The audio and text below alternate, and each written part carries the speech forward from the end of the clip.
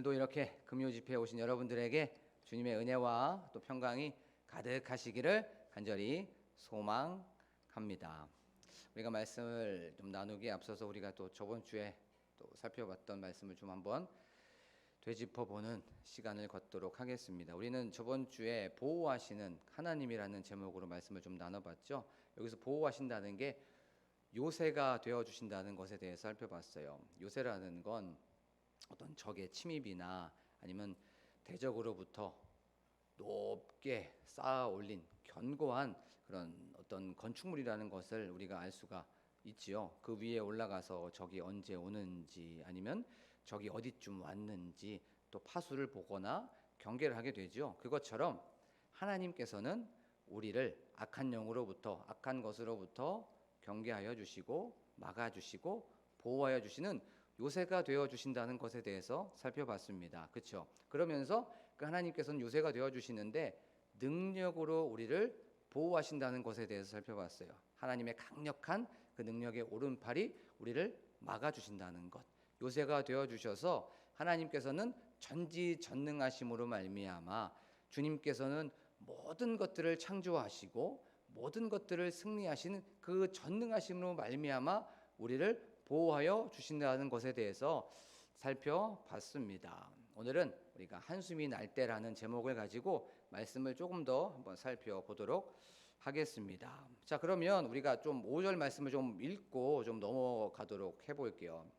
하나님께서는 우리를 보호하시고 능력으로 보호하시는데 언제까지 우리를 보호하여 주실까요? 그건 바로 끝까지 보호하여 주십니다. 오늘 5절 말씀에 보면 이렇게 말씀하고 있어요. 너희는 말세에 나타내기로 예비하신 구원을 얻기 위하여 라고 성경은 말씀하고 있습니다. 여기서 말세라고 하는 게 최후, 종말, 마지막, 끝이라고 하는 그런 뜻이에요. 이 마지막, 최후, 종말, 끝이라는 건 무엇이냐면 구원이 온전하게 이루어지는 그때, 구원이 완성되는 그때. 그러면 이때가 언제입니까? 바로 예수 그리스도께서 재림하시는 그 재림의 날이죠. 이 재림의 날까지 하나님께서는 우리를 끝까지 보호하여 주시는 줄로 믿습니다. 아멘. 종말의 날까지 바로 베드로 전서를 받고 있는 그들에게 말하고 있는 거예요. 너희들 하나님께서는 최후의 날 예수 그리스도의 날까지 바로 너희를 보호하신다. 너희를 지킨다. 너희를 요새가 되어 주셔서 능력의 오른팔로 전지전능하심으로 너희들을 보호하여 주셔라고 말씀해 주고 있는 거예요. 이 베드로 전서를 받고 있는 그들 얼마나 힘이 됐을까요? 얼마나 위로가 됐고 얼마나 능력이 됐을까요? 하나님께서는 재림의 날까지 우리를 보호하고 계시는구나. 마지막 그때까지 우리를 떠나지 않는구나. 최후의 날까지 예수 그리스도께서 오시는 그날까지 우리를 능력의 오른손으로 꽉 붙들고 계시지라고 하면서 그들은 능력과 위로와 또 거기에서 격려를 받았을 거예요. 그러면 무엇을 보호하시고 무엇을 지키실까요? 그것은 바로 구원을 지킨다고 오늘 성경은 말씀하고 있어요. 그렇죠? 너희는 말세에 최후의 날에 재림의 날에 마지막 날에 나타내기로 예비하신 구원을 얻기 위하여라고 말씀하고 있어요. 그렇죠? 무엇을 지키냐면 구원을 지켜주시고 천국을 지켜주시고 영생을 지켜주시는 줄로 믿습니다. 아멘.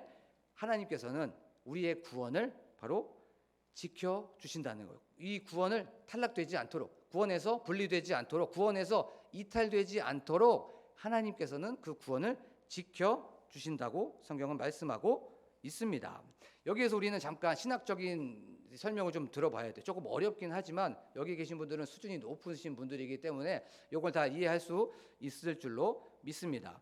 이제 예수 그리스도를 우리가 주님으로 영접했어요. 구주를 받아들이고 주인으로 인정했습니다. 그렇죠? 그렇고 나면 이제 마음에 그리스도를 이제 주님으로 모십니다. 그래서 이제 우리가 너무나도 잘 아는 말씀, 영접하는 자, 곧 그 이름을 믿는 자들에게는 하나님의 자녀가 되는 권세를 주셨으니라고 하면서 우리는 자녀가 됐고, 그렇죠? 우리는 이제 천국을 선물로 받았습니다. 이젠 구원을 받았어요. 그런데 이 구원은 아직 완전히 이루어진 게 아니에요.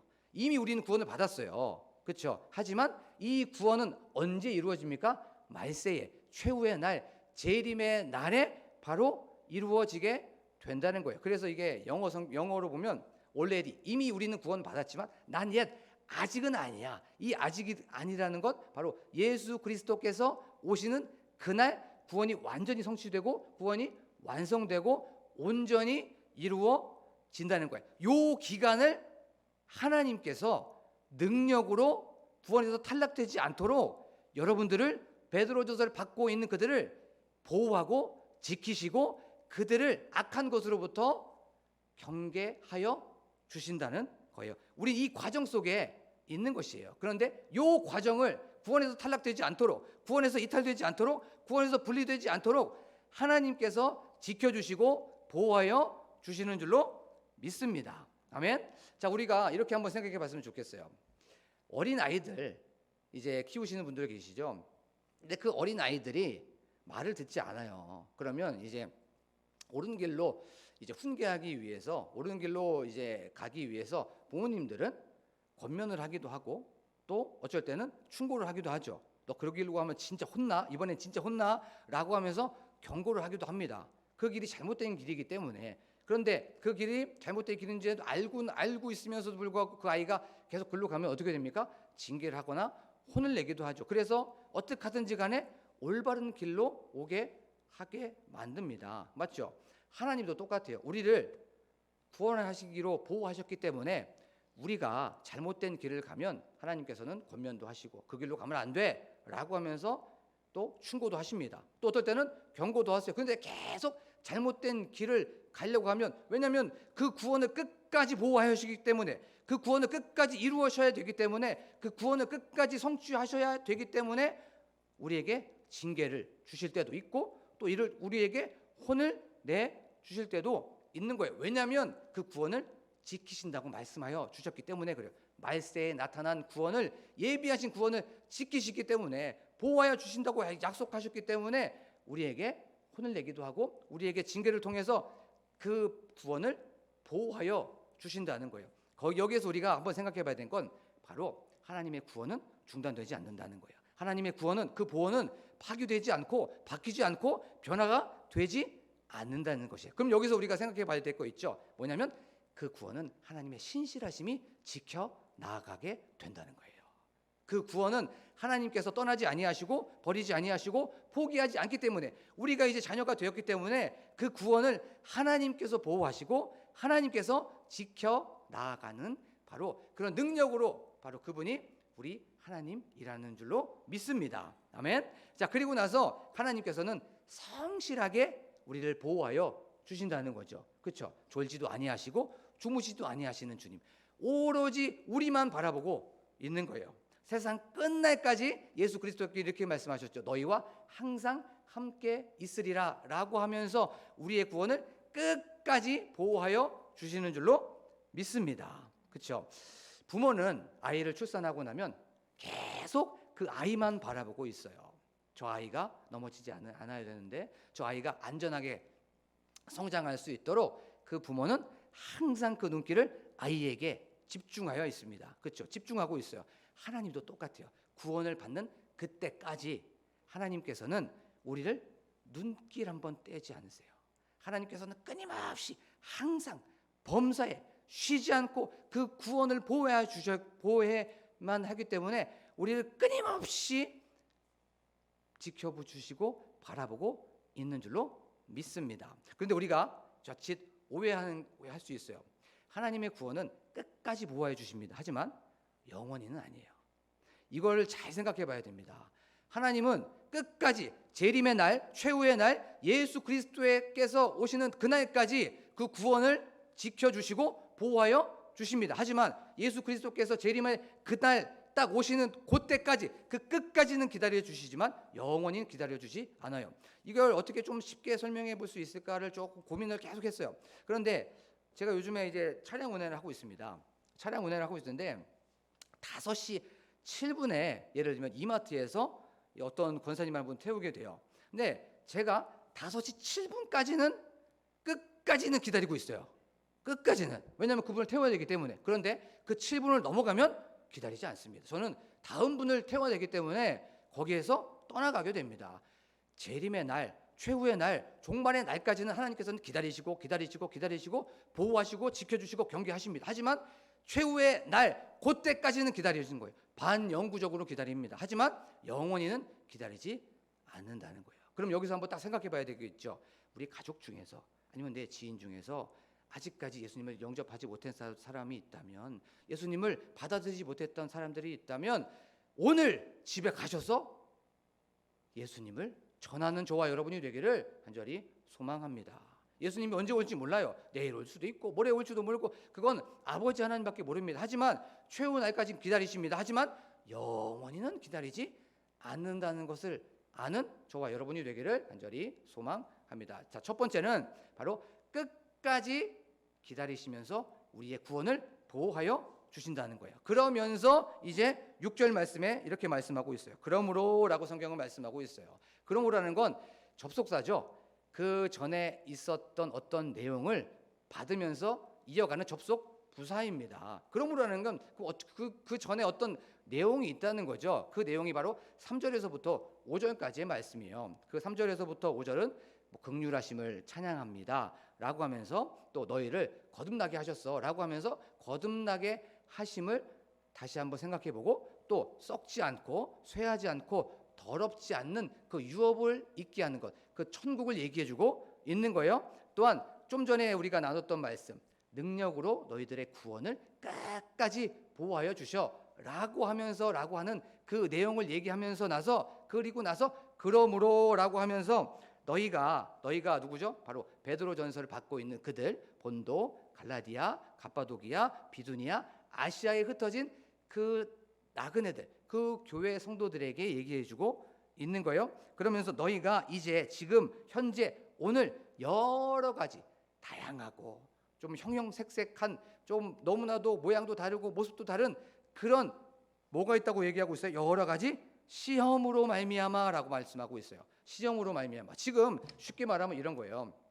너희들 현재 오늘 너희들이 받고 있는 어떤 시련으로 말미암아라고 말하고 있는 거예요. 여러 가지 여러 모양으로 여러 모습으로 보여 있는 그런 어떤 시험이 있어라고 말해주고 있어요. 근데 여기에서 시험이라는 게 테스트라고 하는 그런 단어예요. 헬라어로는 페이라스모스라고 하는 그런 단어를 사용하고 있습니다. 이 페이라스모스라고 하는 이 단어는 테스트라는 그런 뜻을 갖고 있는데, 한 단계 더 어떤 수준이나 한 단계 더 차원이 높은 곳으로 올라가기 위했을 때 그때 당하는 시련, 그때 당하는 어려움을 설명하고 있는 단어가 요 단어예요. 요걸 말해주고 있는 거예요. 지금 터키 지역에 살고 있는 흩어진 나그네, 너네들 지금 어떤 시련, 어떤 어려움, 어떤 문제들이 있는데 그건 너네들 한 단계 더 업그레이드하기 위해서, 한 단계 더 업데이트하기 위해서 하나님께서 너희를 테스트하려고 하는 그런 시련이야. 예를 들면 아브라함이 이삭을 바치려고 했었을 때 그때에 대한 시련을 생각해 봤으면 좋겠어요. 그때의 믿음, 그게 바로 테스트였던 거예요. 아브라함의 믿음을 테스트하려고 했었던 그게 바로 이런 거라고 생각해 보면 되겠습니다. 그러면 여러 가지 시험이라고 있었대고 오늘 성경은 말씀하고 있죠. 여러 가지 시련. 그러면 이 여러 가지 시련을 한번 생각해 봤으면 좋겠어요. 여러 가지 시련은 크게 세 가지로 생각해 볼 수 있습니다. 첫 번째는 로마의 핍박과 박해였어요. 이 베드로전서를 받고 있는 그들은 예수님을 구주로 영접했어요. 그렇죠? 그래서 그들은 로마 황제를 퀴리오스라고 얘기할 수가 없었어요. 주라고 얘기할 수가 없었습니다. 주라고 얘기를 못했어요. 그런데 그 당시에 대부분의 사람들은 다 로마 황제를 주라고 얘기했고, 로마시에 있는 그 신전에 들어가서 우상에게 절을 해야만 했습니다. 그것이 바로 그 당시의 세계관이었어요. 그 당시가 바로 그런 가치관을 갖고 있었던 상황이었단 말이에요. 로마의 그 헤게모니 속에 다 굴복하고, 로마의 그 헤게모니 속에 다 지배를 받고, 그들의 강력한 힘, 그 논리에 빠져서 있었던 상황 속에서 다 절하고 다 로마 황제를 주님이요 큐리오스라고 하는 그런 상황 속에서 나는 예수님 믿고 있기 때문에, 나는 예수님을 구주로 받아들이기 때문에 나는 로마 황제를 주라고 얘기할 수 없어 라고 하는 그런 상황이었어요. 그래서 어떤 시련을 받았습니까? 정치적으로, 경제적으로, 사회적으로 페널티를 받을 수밖에 없었어요. 예를 들면 경제적인 건 이런 거죠. 그들은 길드가 있었습니다. 조합이었던 것이 있었어요. 그 길드에 들어가면 온갖 특혜와 혜택과 권리를 누렸어요. 예를 들면 지금 상추가 굉장히 많이 올라갔죠. 금상추라고 합니다. 삼겹살보다도 비싼 데가 있어요.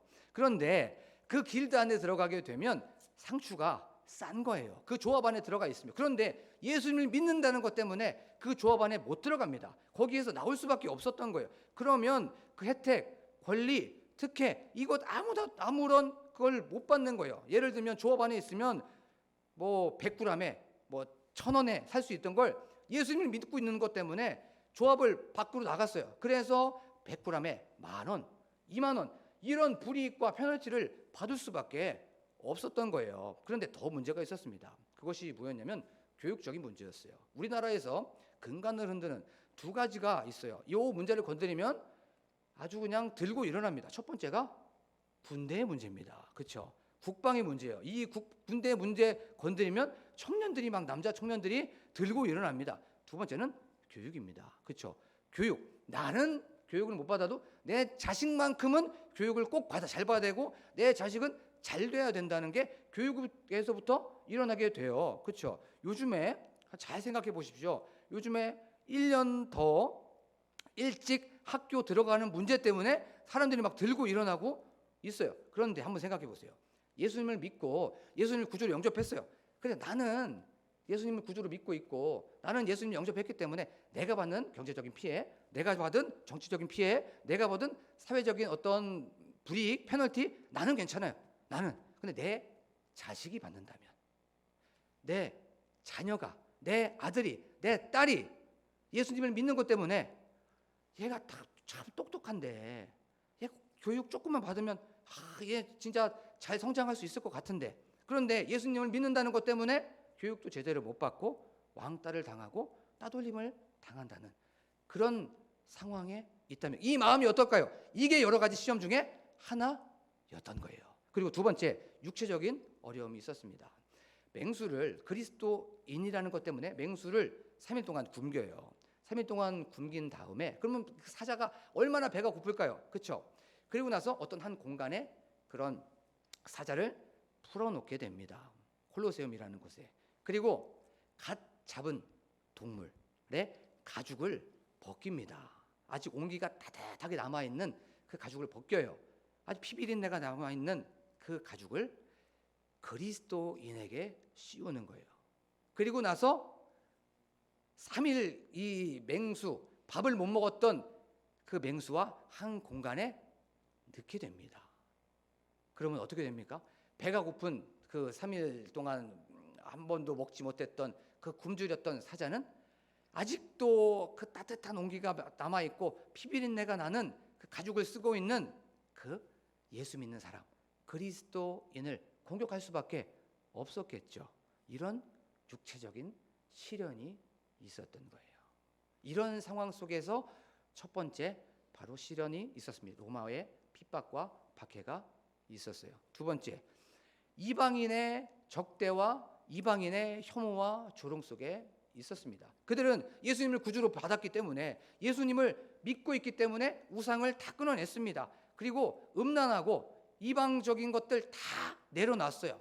쾌락적인 것들 다 내려놨습니다. 그리고 그들은 경건하게 살려고 했었고 그들은 도덕적으로 살려고 했었고 윤리적으로 살려고 했었어요. 그랬더니 그 이방인 사람들이 야 너네만 그렇게 깨끗하니? 너네 그렇게 그래? 알았어 라고 하면서 그들이 있었던 직장에서 자르기 시작합니다. 해고를 당하고 또 승진의 누락을 당하게 됐던 거예요.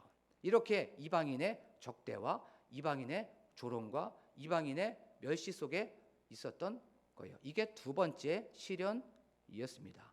세 번째, 이것을 통해서 내가 예수님 안 믿겠다고 하면 편하게 살 수 있는데 내 자식도 경제도 정치적인 것도 사회적인 것도 세상에 살고 있었던 그 이방 사회에서 내가 예수만 안 믿는다고 하면, 내가 예수를 그리스도고 아니고 그냥 황제를 주라고 얘기하고 나도 그냥 편하게 음란하고 우상 숭배하면서 그냥 적당히 살아가면 편하게 살 수 있었어요. 이런 흔들림 속에 있었단 말이에요. 그래서 갈망하고 어떡하지?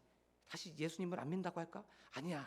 그래도 나는 예수님을 구주로 고백했잖아 라고 하는 이런 갈등 속에 있었단 말이에요. 이런 것이 여러 가지 시험 잃었던 것이에요. 그래서 베드로 전서는 뭐라고 얘기하냐면 믿음에 굳건해라, 믿음에 굳게 서라, 믿음에 굳게 서라라고 흔들리지 마라 라고 끊임없이 얘기하고 있었던 겁니다. 이런 여러 가지 시험이 있었던 거예요. 그런데 이거 지금 이 시대를 살고 있는 우리에게도 똑같이 적용할 수 있는 거죠. 세상에서, 사회에서, 직장에서 이렇게 얘기할 수 있습니다. 너 아직도 교회 다니냐? 라고 얘기할 수 있어요. 그렇죠? 조롱하고 희롱하고 비아냥거릴 수 있어요. 그런데 우리 마음속에는 뭐가 있습니까? 나 예수 믿는다고 고백했습니다. 그렇죠? 내 안에 신앙의 고백이 있단 말이에요. 그런데 세상은 끊임없이 우리를 갈등하게 만들고 끊임없이 어렵게 만들고 끊임없이 유혹을 하게 만든다는 거예요. 그렇죠? 그러면서 우리 마음속에 뭐가 있습니까? 내적인 갈등과 고민이 있을 수밖에 없습니다. 예배 드리고 나서 이제 또 막 코로나가 막 10만 명이 되고 15만 명이 되고 있어요. 이런 상황 속에서 너 어제 교회 갔다 왔지? 라고 하면서 교회 다니지 마. 교회 갔다 오면 페널티 줄 거야. 라고 하는 그런 어떤 억압이나 압박이 있을 수가 있다는 거예요. 제가 이제 차량 운전을 하거나 아니면 어르신들을 이제 주로 태우게 됩니다. 그런데 그런 분들이 이런 말씀을 많이 해요. 어떤 말씀을 많이 하냐면 예전에는 예배 드리려고 하면 엄청 맞았어 라고 얘기를 합니다. 남편한테도 맞고 아니면 주변 사람한테 굉장히 핍박을 많이 받았다고 하는 그런 말씀을 많이 들었습니다. 예배 드리는 것 때문에 이런 박해를 많이 받았다는 것에 대해서 많이 들었어요. 그리고 3km, 5km 구역 예배 드리려고 2시간, 3시간 간답니다. 그리고 나서 다시 또 2시간, 3시간을 오는 거예요. 그리고 나서 집에 와서 또 맞았습니다. 그런데도 예배 가는 거예요. 그런데도 구역 예배 드리러 가는 거예요. 신앙의 선배들은 다 그렇게 살았다는 그런 걸 듣고 굉장히 많이 도전도 받고 굉장히 많이 찔림도 받게 되었습니다. 이런 여러 가지 시험이 있었던 거예요.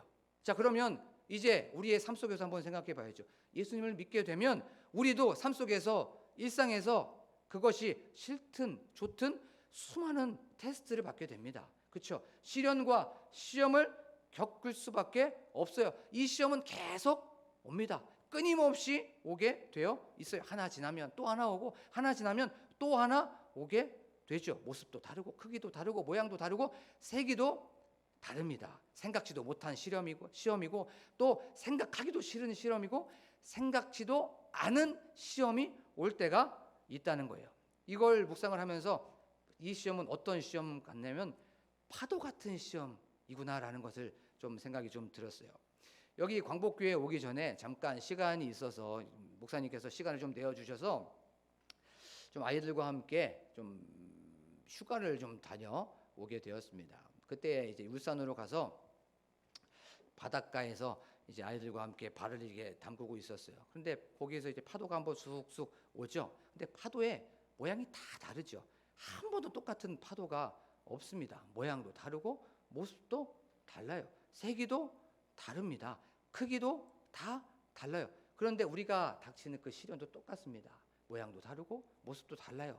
그리고 크기도 다르고 세기도 다 다르다는 거예요. 그렇죠?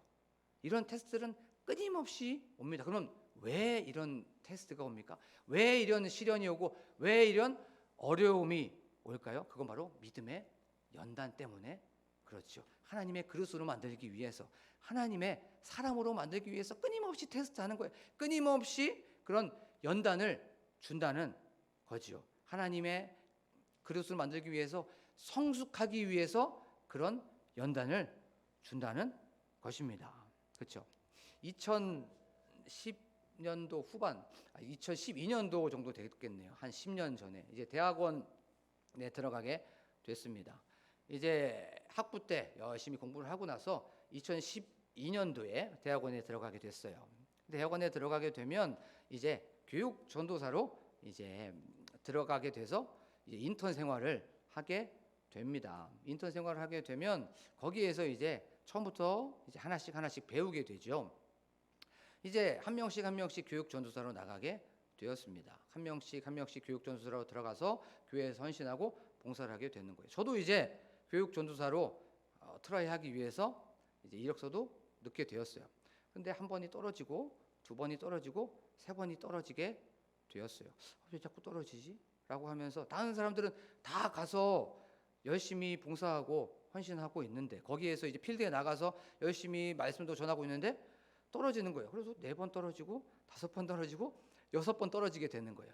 토요일 날 사람들은 다 가서 이제 토요일 날을 굉장히 그 시간이 준비하는 시간이기 때문에 교회로 다 가는 거예요. 그래서 저는 혼자서 도서관에 있었어요. 다른 사람들은 다 가서 봉사하고 헌신하고 준비하고 있는데 왜 자꾸 나는 떨어지지? 하면서 저를 이제 복귀해 봤습니다. 그러면서 내가 아직까지 세상에 남아 있는 것들이 있구나라고 하면서 내 언어가 잘못되었을까? 면접을 봤을 때 아니면 내 태도가 잘못되었을까? 내 옷이 잘못되었을까라고 하면서 하나씩 하나님께서는 하나님의 그릇을 만들기 위해서 이렇게 나에게 시련을 주시는구나, 시험을 주시는구나 했는데 7번 떨어지고 8번 떨어지고 9번이 떨어지는 거예요. 하나님 이거 불렀는데 이거 뭐 잘못 불렀나? 잘못 들었나?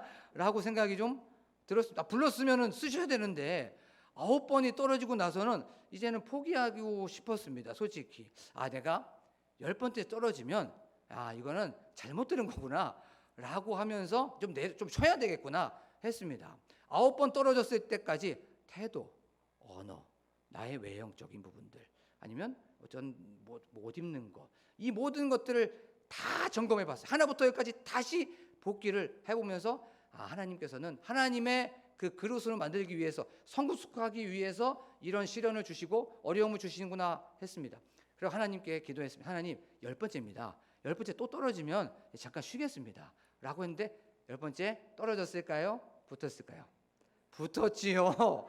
붙었어요. 그리고 이제 붙었습니다. 붙었는데 제가 이제 첫 번째 사역지가 이제 1층 로비, 2층 노래방, 3층 당구장, 4층 교회, 5층 노래방, 6층 카페 이런 곳에 이제 들어가게 된 거예요. 가서 이제 4층에서 이제 사역을 하고 있는데 저쪽에서 청년이 굉장히 어두웠던 거예요. 그 청년이. 그래서 왜 어둡지? 해갖고 이제 그 청년한테 첫 번째는 말을 하지 못했습니다. 걸지 못했어요.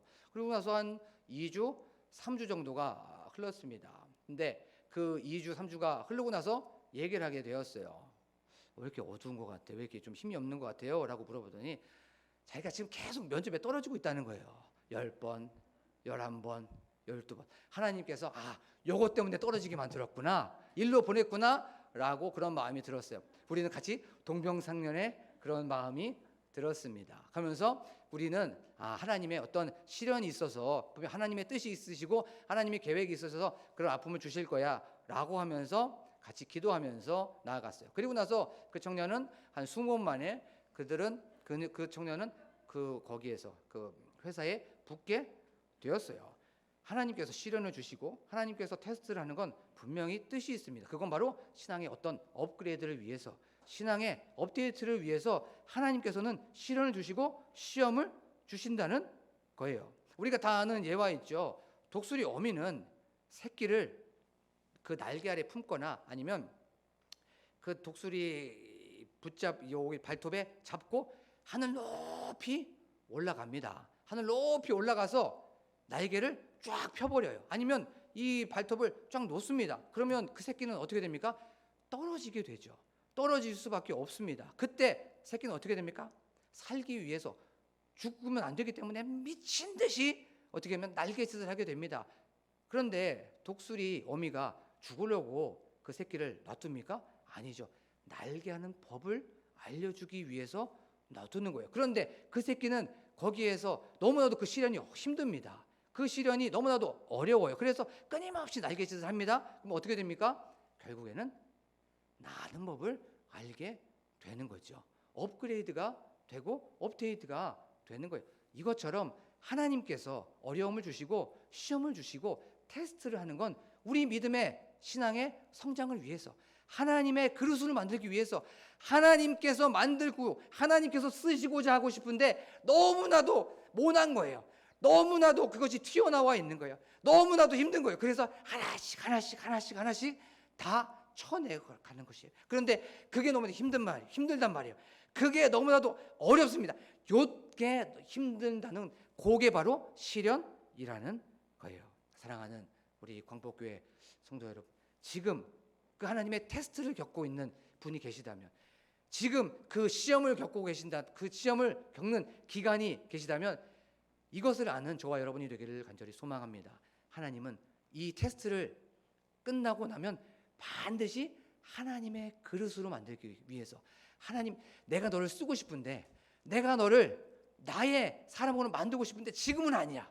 왜냐하면 이것 너무나도, 이 그릇은 너무나도 지저분해. 이 그릇은 안 된단 말이야. 너무나도 지금 너무 까끌까끌하단 말이야. 그래서 지금 그 기간은 훈련받고 있는 기간이라는 걸 아는 저와 여러분이 되기를 간절히 소망합니다. 자, 그러면 이걸 어떻게 견딥니까? 너무나도 힘든데, 이 테스트가 너무나도 힘듭니다. 솔직히 이 시련이 너무나도 어려워요. 버겁습니다. 무겁습니다. 그러면 이 시련 어떻게 견딥니까? 이걸 한번 우리가 다시 한번 좀 생각해 봤으면 좋겠어요. 물론 말씀으로 견디고 기도로 견딜 수 있어요. 그렇죠? 이거 너무나도 잘 알고 우리가 늘 생각하는 그 답입니다. 그런데 우리가 조금 더 한번 생각해 봤으면 좋겠어요. 시련이 오고 시험이 오는 건, 잘 들어보셔야 돼요. 시험이 오고 시련이 오는 건 어떤 자격이 되니까 시험이 오는 거예요. 그렇죠? 수준이 되니까 우리가 시험이 오는 것입니다. 예를 한번 들어볼게요. 운전면허 시험을 보는 사람들은 18세 남자, 여자, 건강한 사람, 수준이 되고 자격이 되고 조건이 되는 사람만 시험을 칠 수 있어요. 그렇죠? 초등학생들은 시험을 칠 수가 없어요. 왜냐하면 자격도 안 되고 조건도 안 되고 능력도 안 되기 때문에. 그렇죠? 자격이 되고 수준이 되고 조건이 맞는 사람만 시험에 듭니다. 시험을 칠 수 있는 자격이 돼요. 또 예를 하나 들어볼게요. 수학 능력 시험을 칠 수 있는 자격은 고등학교 3학년의 정규 과정을 겪거나 그것을 이수한 사람만, 그렇죠? 검정고시를 합격한 사람만 수학 능력 시험을 칠 수 있는 자격이 돼요. 초등학생들, 유치원생이 수학 능력 시험 칠 수 있습니까?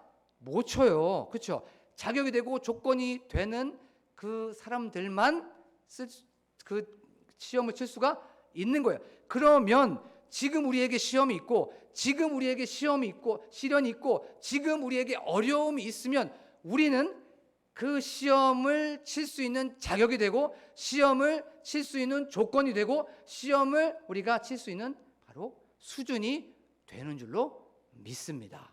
우리는 그런 자격이 된다는 거예요. 그런 조건이 되는 거예요. 그리고 두 번째는 그 시험에서 떨어질 수도 있고 실패할 수도 있어요. 하지만 그 시험을 통과할 수도 있고 합격할 수도 있습니다. 그렇죠? 그런 능력이 있는 것이 바로 우리라는 거예요. 그런데 문제는 그 능력이 나에게는 없어요. 주 안에 있었을 때, 성령 안에 있었을 때, 주님의 능력으로 말미암아, 주님의 그 크신 위대하신 권능으로 말미암아 바로 그 시험을 능히 통과할 수 있고 능히 이겨 나가는 줄로 믿습니다.